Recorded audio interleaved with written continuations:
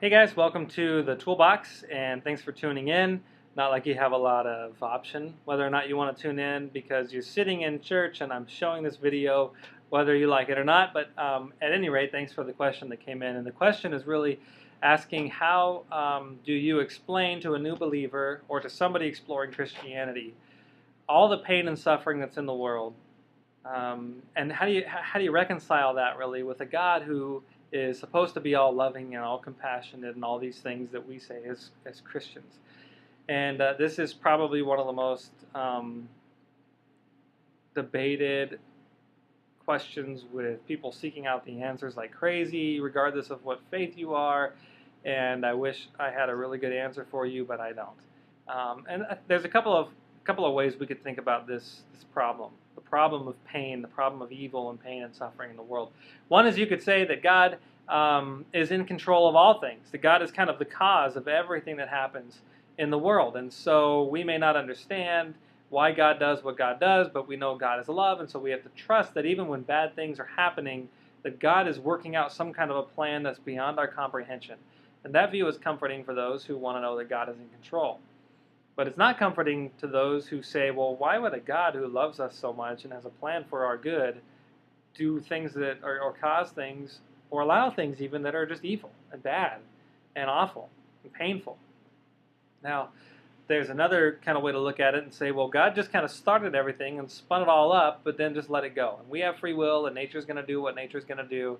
And so we experience bad things because people make bad decisions, and the earth shakes and moves and changes, and so bad things happen as a result of all of that, and God doesn't get involved, which may be comforting for those who aren't comfortable putting the blame on God for causing things, but it's not necessarily comforting for those who want to know, is there a purpose for stuff?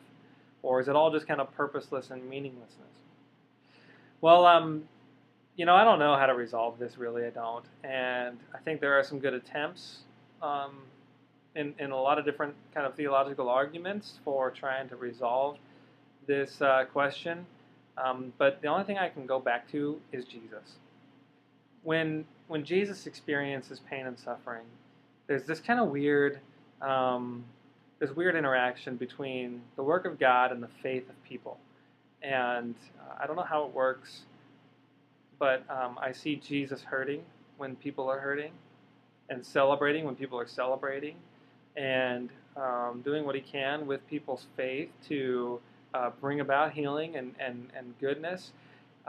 And I know that there's a promise of Scripture that says that God is at work in all things for the good of those who love him.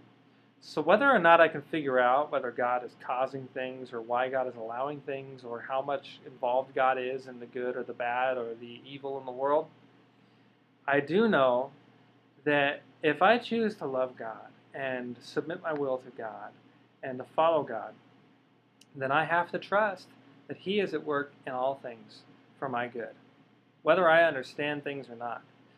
And then I look at Jesus, and so I know that when I'm celebrating, God is celebrating with me. When I'm hurting, God hurts with me. When I'm crying, God cries with me. But when I'm submitting my will to God, he's able to take whatever situation I'm in, whether it's good or evil or whatever, and he's able to use that for a purpose, right? So he may not be the one who caused it or purposed it. Maybe he is, I don't know. But I do know that he is the one who can work it for a purpose that is glorifying him and bigger than anything I could imagine. So I know that when there's pain, he will walk with me through it, and he will see me through to the other side. He will give me peace. He will comfort me. He will provide for my every need in the midst of that painful situation. And there will be a time, whether here or in eternity, when I can look back and I can see, wow, God was at work. God was at work to bring about good in that situation. Maybe I will never see it in this life, but I trust that God is loving, that God cares, that God has a plan for my life to prosper me, not to harm me, and for you as well, so we can trust that God is at work, even in the midst of pain.